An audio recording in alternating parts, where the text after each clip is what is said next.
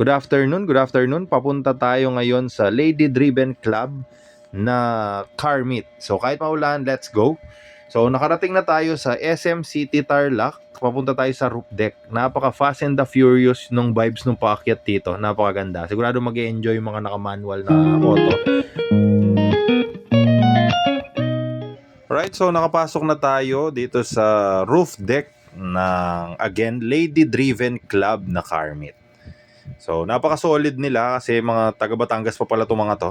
And napakaganda ng mga kotse na nag-attend. So, iba-ibang club yung mga nag-attend din or sumusuporta sa kanila.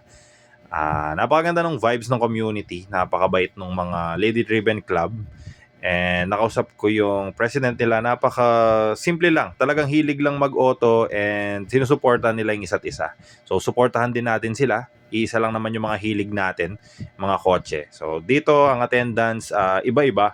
Merong mga Civic, Jazz, merong Mustang, merong GT86, may mga daily car, may Corolla. Lahat welcome naman sa event. So, napakaganda ng vibes kasi may mga supercar, tas may mga katabi na regular car or yung mga pan-daily na project car natin. Tulad nito, biglang may dumating na Mitsubishi Eclipse, which is tuwang-tuwa ako kasi ito yung end game na kotse para sa akin. Isang Mitsubishi Eclipse. Ma-Mitsubishi kasi ako na tao or hilig ko talaga sila.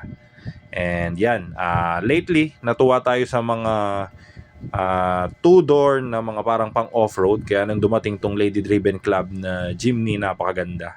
And kahit umuulan, tuloy-tuloy lang yung event. So dito makikita nyo yung mga ibang setup ng mga kotse, yung mga possible na magustuhan yung setup sa mga kotse nyo. For example, may Vios kayo, kung ano yung mga klase ng wheels na meron, yung